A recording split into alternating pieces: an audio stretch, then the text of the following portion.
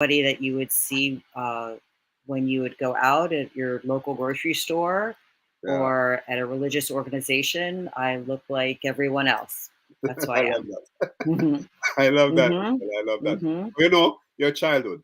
I have to ask my guests Mhm. about their childhood, Sure. just to Yes. bring things to perspective, because we can have some very, very challenging childhood and Mhm. get growing past that. So Mhm. tell me about your childhood, Michelle. Well, I'm the youngest of a lot of children, and I come from a large family, like I said. And my father's a medical professional, and my mother supported him in that. And they've been married still for over 60 years. Oh, And it was very traditional household where, he went to work, and granted, she helped run his business. He was essentially the breadwinner. He took care of those, masculine things, especially back then, yeah. that most men did. And she kept the home and took care of all of us, and did that. It was a very strict home. There was a lot of religion and music and things like that. And there was a lot of philanthropy, giving back, and traveling as a family. But it was very traditional. It was Oh, extremely traditional. Yeah. that's great. So you have had a very an experience of traveling and so on growing up, right? Yep. Yep. A lot of trips to Jamaica. A lot Ah, of trips to those Caribbean islands. I love it. I love it. Absolutely. I Loved love it. it. Mm-hmm. I love Good. you. I love you to sing a reggae music, reggae music. No, I love reggae music. Well, I have to say, there's something about people that live in the islands. There's such a beauty of freedom and spirit, and No, staying in the moment and living in and enjoying no, every moment of their life. And I always said, if I could move to the islands, I would. yeah, yeah. And who knows? I still have time. Tell you, I put Yeah. you on the spot here though. What do you Hmm. love most about Jamaica? The people. There's Okay. no question about it. The Yeah. people. I mean, everybody is so loving and welcoming, and you know, um, even when they argue, the passion is there, and the Yeah. belief in God. And Yeah.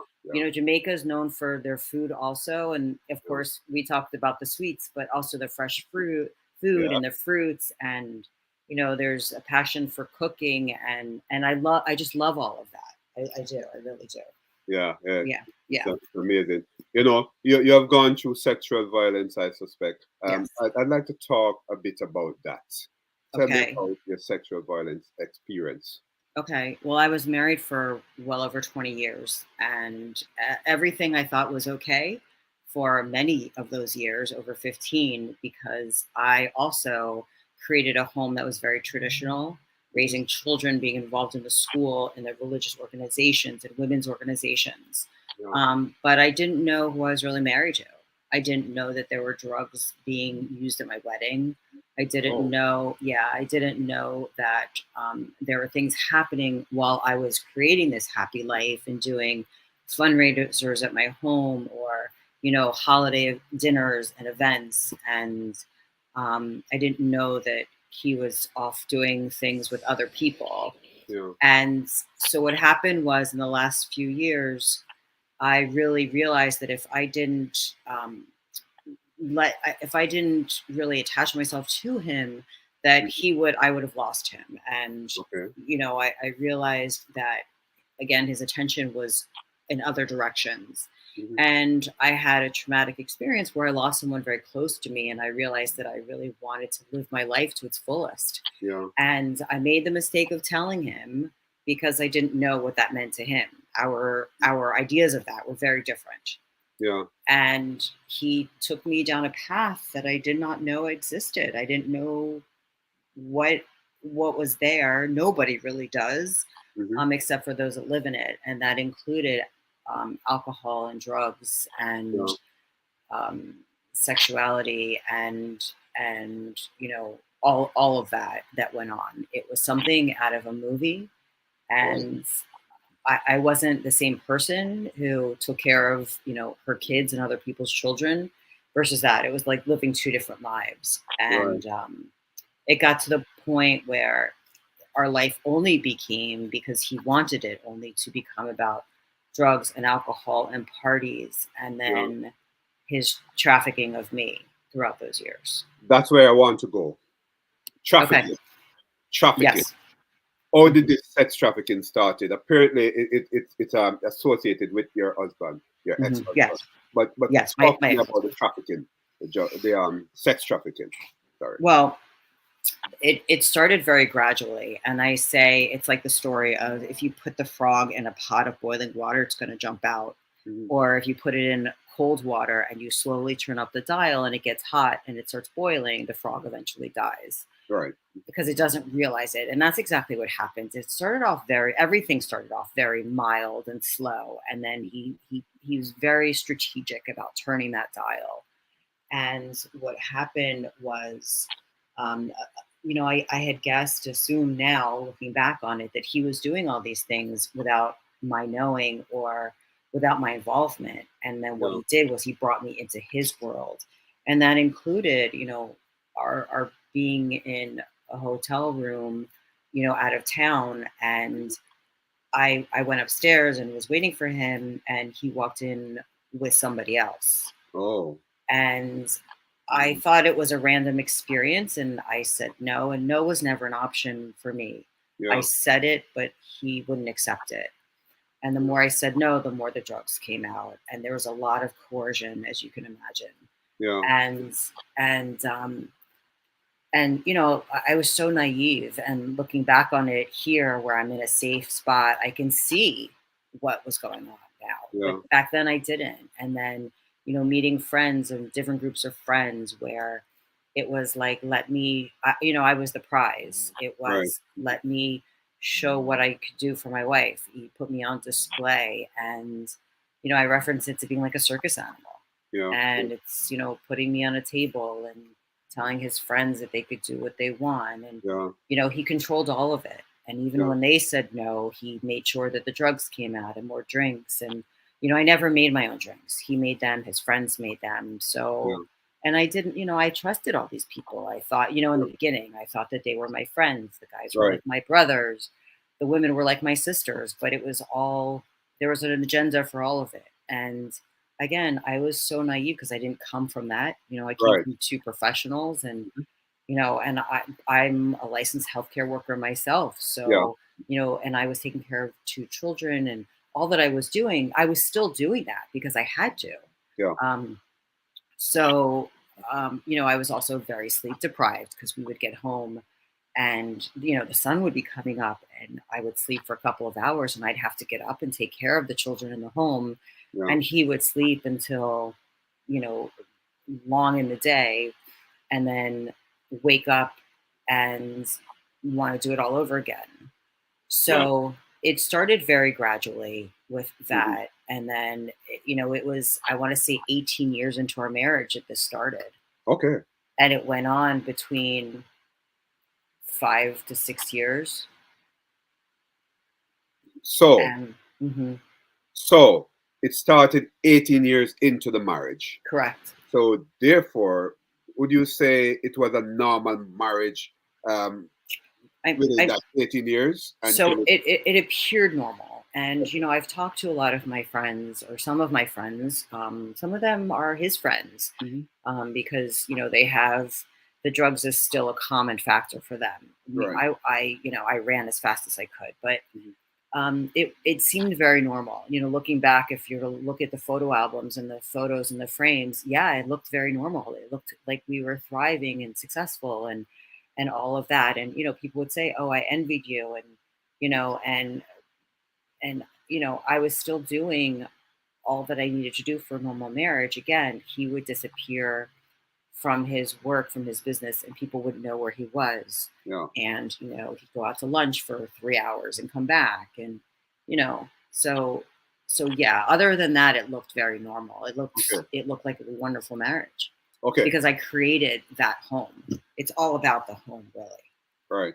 You talked about, Yeah. well, I read somewhere about strategy, um, of leaving, exit strategy. Mm, What are you talking about there?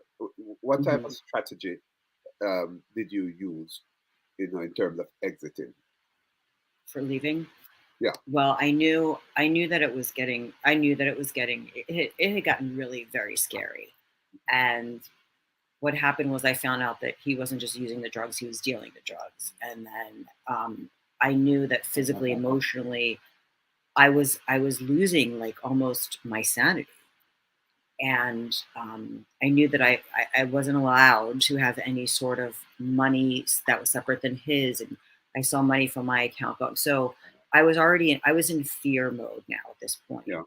And they say that fear and faith cannot live together in the same mind, but I disagree with that because I had a lot of fear, but I also have a lot of faith. Yeah. And what happened was I tried to form a strategy and get my children to come with me, but they wouldn't come because they didn't want to leave their beds, their games, their Yeah. pets. They didn't want to, right? And I knew that they would be okay. I knew that I had to get out. So, I already had, as women, we keep extra shoes in our car and we have a jacket or sweater. So Yeah. I No. knew, so that sort of thing. But, Okay. and nobody knew what was going on. None of my family knew because they were alienated. None of my good friends who I could Yeah. trust knew. But eventually I just left. Yeah. I Yeah. got in my car and I left and I went to someone who I trusted and I knew would be okay. And I did that and I made sure to bring all of my papers, all of my children's papers. Yeah. I managed to do that because I didn't know where this guy was headed in his mind or Yeah. legally. Mhm. So that's what I did. Okay. Your life before all of this, Hmm. right? What was life before this for you, or was life going Before I met him, or before you met him? Basically. mm.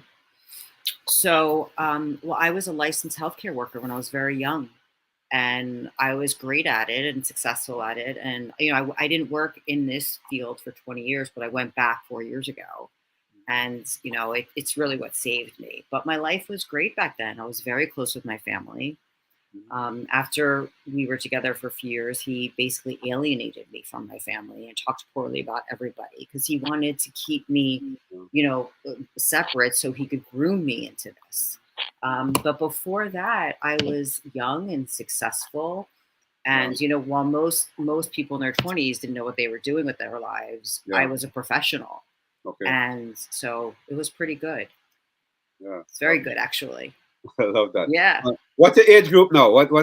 I mean, if you care to say, you know, What was what? what your age group now? Oh, What I'm in. you can give me a between, if you see. It's okay. I'm in my 50s. Okay. That's, I'm in quote unquote midlife. And, it's a little tricky because life is starting over again. yeah.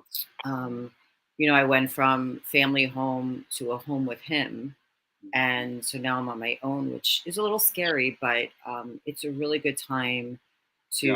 to, ground myself and get my feet on the ground and to heal myself because that's Yeah. the most important.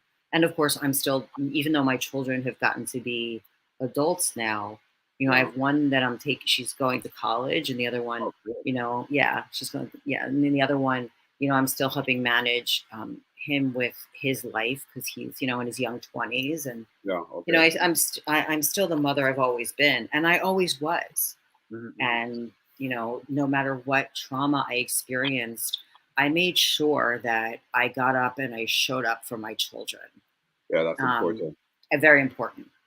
That's important. Absolutely, yeah. Yeah. No matter what. This is Canyouth Exploration. I am Dr. Canyouth White. It's important that you listen to Michelle. She has a lot to talk about domestic violence and sexual violence as well. Mm-hmm. But Michelle, Mm-hmm. what is the number one piece of advice that you'd Mm-hmm. give to a woman who is going through Mm-hmm. abuse? There's so much. Abuse is a spectrum. It's a number line from 0 to infinity. It could be somebody who's just being emotionally abusive. It could be someone that's being, financially abused. The one thing I would say is, there's so much. Trust your gut instinct. You know? If your body is not aligned with what's going on, if you're feeling some angst over something, listen to that because we as women are born with an intuition, which is why most of us, not everybody can create life. We have a maternal instinct in us for a reason. We tend to ignore it when it comes to ourselves, but we do it with our children and other people's children. But if you feel something is off, it usually is off. Yeah. and listen to that and then act upon it. Even if it's a slow little thing, act upon it. Protect yourself. Why didn't you stay for the children though? Most women would stay for the children. Okay, the children is there, so let me stay for the Yes. children. So What? I did stay actually. I Okay. stayed for many years because remember this went on for 5 to 6 years. Mhm. I stayed for the children. It took me a good 2 years, and what happened was, like I said, it escalated. Yeah. So he started off again, there was strategy. He started off very slowly, but by the Mhm. time I left, I knew that if I didn't leave, I wouldn't be alive in a week Yeah. because I couldn't control my mind at that point. He had me the whole gaslighting term. He had me running in circles. Physically, I wasn't well. We would go out to dinner and I'd have a sip or two of a cocktail and I'd wake up on a bathroom floor and I didn't know how I Yeah. got there. So things were happening to me that, I'm the kind of person when there's an accident on the street, I run Yeah. to it. When somebody's having a seizure, Yeah. I run to it because I know medical emergencies. And I Right. had to do that. I had to do triage on my own self Yeah. and I knew something was wrong and I had to escape the situation. Yeah. And even my daughter, she was 12 at the time and she's very sharp. And she said to Yeah. me, go, I will be fine, go. And so what I did was I didn't leave and disappear. I Yeah. went every single morning to wake her up for school. I got her dressed for Oh, school. Oh, yeah, I was scared to death. interesting. But I drove in the dark from one Yeah. house to another Mm. because she was entering high school. And I knew, as a mother, I would not let my children think I abandoned them. So I Yeah. still Yeah. showed up. Like I Yeah. said, I had to make sure that they knew my roots were still in the ground. So I showed up.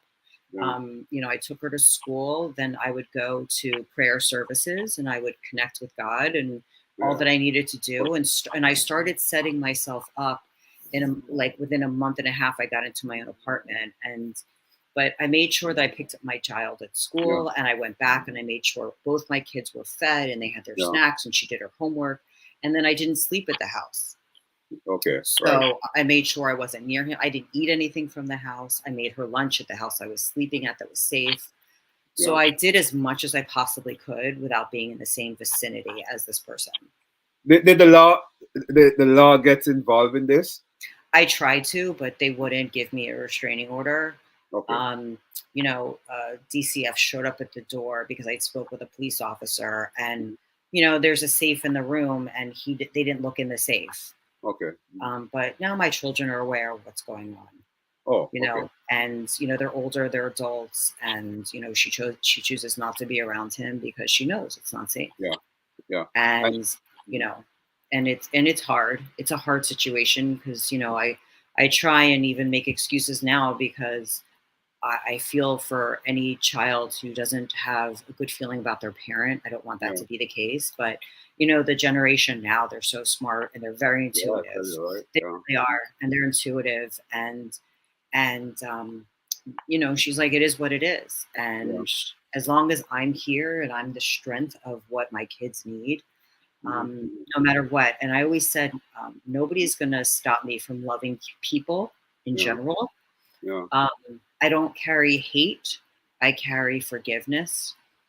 I'm still working on that piece, of course. It's all right. Um, but I realized that I survived for a reason. Yeah. And I from the floor to the door, there's a reason for that because Yeah. Yeah. I I'm did. gonna come to that. I'm Okay, gonna, I'm so gonna come to that because okay, I like the concept. okay, Or I'm seeing it in my mind. But you're gonna okay. explain it to me. But look, you Hmm. might have alluded to this, but Hmm. how do you balance? How did you balance being a mother? You were Hmm. there, Hmm. especially when you were actually there Hmm. physically, Hmm. and being abused. How do you get that balance together? When you're a parent and you have been working so hard on making sure your kids were okay in every sense from day one, I think I'm just a very determined, resilient person. I've realized. Yeah. So I have two kids that are special needs, Okay. and from the moment they were in my womb, even I Yeah. was bedridden. I had hard deliveries. Yeah. One was developmentally delayed. The other one had other issues. So I had a whole team of doctors and teachers Okay. um, and advocates for my kids. So, and I'd fight the school board for their rights or the doctors and whatever it was. Mhm. So I was already, that's who I am. Like I said, I'm the type that runs to an emergency. I don't run away Yeah. from it. Right. So I don't know, somewhere in my brain, I was able to make the distinction between the two. Yeah. Yeah. And, no matter what was going to happen, I was going to show up for my children. Yeah. And I showed up for not just my children, but other people's children too. Yeah. Because, I'm an advocate for other Okay. people's kids and special needs kids. And, now I'm an advocate for women that are abused. It's just who I am. I come from a long line of strong female ancestors. I love that. And, I say that that blood is running through me. I mean, we all are. Yeah. And that blood runs through us. Yeah. And I stand on their shoulders, so to speak. And, I have pictures of them all over my home. Yeah. And I look at their pictures and I talk to them. And when I'm having a weak moment, Mm. I look at them and I can almost hear what they would say at that moment. And I think that if we can tap into that, our ancestors and the lineage that we all come from, Yeah. there's wisdom there. Yeah. Yeah. So, for me, I had no choice. I just Yeah. did it. You But sound Caribbean. I love that. well, I spent half my life over there. So in Right. the Caribbean, in the islands, yeah, I loved it. The Leeward Uh, Islands. I love Yeah. that. I love that. It's Look, true. look. It's nice that you're giving back. You have said that. Hmm. But before I go to this, from the floor to the door, Hmm. let me ask you this whole thing about the lasting effect that it might be having on you. Hmm. Because it might be mental Hmm. challenges. Depression, Hmm. post traumatic, Yeah. stress disorder. I heard that. Yes. Yeah. Right? So talk Yeah. to me about what's going on there. Okay. So I was diagnosed within a month of my leaving. Now, maybe it was 2 weeks even, Yeah. with chronic PTSD. Okay. And, most people don't realize that there's a PTSD and a chronic PTSD. Yeah. And, I'll explain PTSD is if you have one experience Yeah. perhaps that's traumatic and, you're either in an involvement of some sort of an emergency or you see something that's horribly traumatic, Mhm. it's PTSD. Chronic PTSD is when you experience thing over time. Right. What I experienced was well over a long period of time. And so I was diagnosed with chronic PTSD, depression at that time, a little bit of ADHD, but Okay. that's where grounding comes in. Yeah. Um, so my nervous system has definitely had some effects, Yeah. not only because of what was done to me. I never knew what to expect. When he would come home, I wouldn't know who I'd get. Yeah. Um, I didn't when we would go out to dinner, I didn't know what to expect. I thought it would just be he and I, and before I know it, it's a group of people and he's meeting strangers at the Yeah. bar and so I didn't there was a lot that went on. And Yeah. so I can get triggered easily. Okay. Um, I'd be working on my patients and I would have a panic attack. And Oh. yeah, and you have to learn how to manage that. Yeah. And Definitely. I did, and I still do. And that's the kind of stuff I want to teach other people because we still have to live our lives. Yeah. We do. And no matter what you do for a living and being a mother, you're always on. Being a parent, you're always on. Yeah. So, you can excuse yourself for 5 minutes. But, most people that have any sort of abuse, you will have panic attacks throughout the day. Yeah. It is what it is, as my kid would Yeah. say. And you have to learn how to manage that. Yeah. And so that's a big one for me. Um, uh, you know, the physical part of it. The mental part of it is changing the words in my head. Okay. So, Yeah. for many, many years, he would even say, "Oh, you wanted that. You wanted this." Yeah. Yeah. Well, you never said no, or because he didn't hear me, Yeah. or when I said no, he would quiet me down or put his hand Yeah. over whatever it was. Yeah. And so in my head, I've had to change those words and change Yeah. his voice. Okay. So I've for years been listening to music and podcasts and Yeah. All right. all of that. Right, your podcast is great. Yeah, absolutely, All right. it's Hey, true. Yeah, I It's know, true. right? You've been listening, right? That's great. Oh, absolutely. I was listening to Stephanie Olson the other day. Yeah, Oh, cool. she was a great one. Yeah, I took some notes on it, and absolutely, I liked a lot about that she talked about. It's Yeah, true. You know, thank you. one of the lasting effects is self esteem. I mean, there's no doubt about it, and Yeah, safety. yeah, And it has to be. I am safe, and I am protected, yeah, and I was protected all those times. I realized one day that I wasn't alone in all those moments that were really scary. yeah. But I was protected because otherwise I wouldn't be here talking to you. Right. Yeah, I love that. Absolutely, Yeah, I it's love true. that. Yeah, I love It's that. true. And as you said that, I well, you're listening to Canyouth Exploration, your topic in a podcast. I am Dr. Canyouth White, Hmm. talking to Michelle. Michelle, having said that, from the floor to Hmm. the door, I am conceptualizing that in my mind.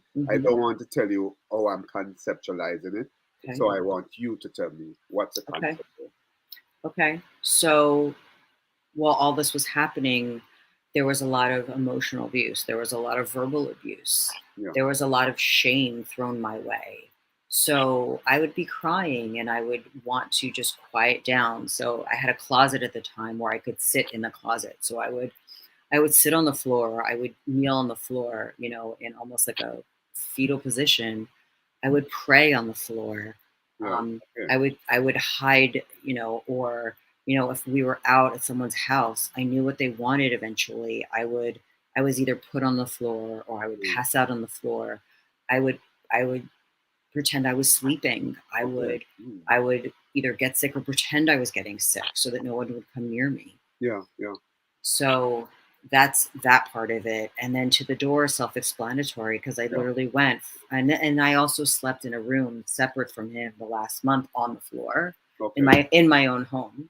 yeah, And so I literally went from that floor to the door okay, and ran and walked out. yeah, So, now it's a little different. Now I'm on the floor saying thank you for and I've yeah. got that's my second book, and that's it's gratitude. Oh, It's cool. Cool. it's those moments of you put your knees to the ground and look up, and your hands are up in the air, and you're like, please talk to me, tell me, and let me know that I am protected and Yeah, I'm not alone, yeah, and and thank you. That's the best thing we could say to ourselves is thank you. yeah. I'm not sure if you had gotten any other conceptualization of from the floor to the door. Let me ask that. Have you? As far as what? Um, Persons conceive Mhm. the term to mean something else. No. It's usually no one's really told me. I'd love to hear your idea of it. Okay. All right. Because my conceptualization of Mhm. it was okay, having been abused, Mm, right? mhm. Mhm. Physically, Mhm. it could be um, pushing on the floor and Yes. being abused, Yeah. and then yeah, you walk out of that through the Yes. door. That's That's exactly my that's my that conceptualization. and that really is what it is. Okay, And okay, yeah. I'm right. Yeah. Okay, So right, exactly. yeah, So that's exactly what it was. yeah, yeah, Correct. yeah. Correct. Okay, I like the concept. Mhm. I picked it up. Mhm. But you talked about book, Mhm. or books. Mhm. Have you been writing? Uh, What's going on there? yes.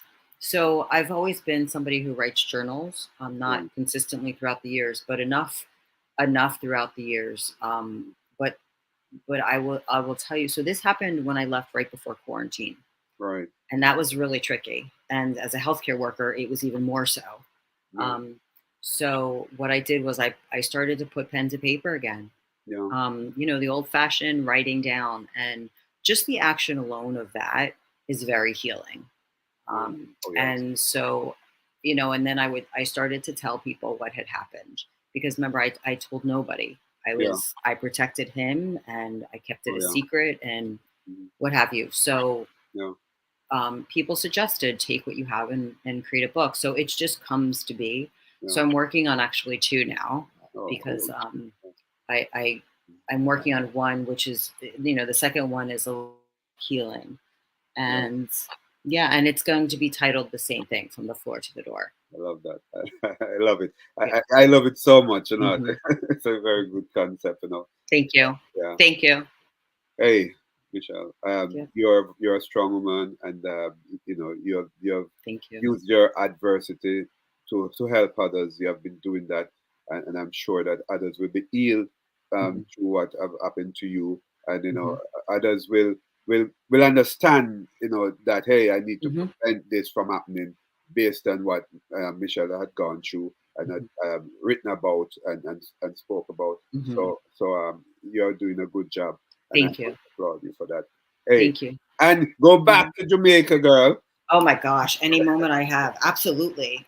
It's a home away from home. I love it there. I know, I right? love it there. I Best know. people. Yeah, I'm here in the United States, reaching out, Hmm. to you guys. Yeah, But Jamaica is always, a good beautiful. place, and yeah, Hmm. yeah, it's always home, Hmm. definitely. So, Yes, you go back there, right? absolutely. I got to get my rum cake somewhere. I know, right? We'll arrange Love it. that for you. Oh my gosh, I'd love to. All Love right. to. All right, Michelle, thanks for talking to me on Canyouth Exploration, your Of topic on the course. podcast, and stay strong. And Thank you. we'll talk again. Bye All bye. right. Thank you. Bye bye. So that was Michelle. She had said a lot, and she's a very strong woman, very strong personality, and she had a lot to share with you. And as you listen to this, you share it with those persons who might need to hear what Michelle had gone through, to empower them, and to inspire them.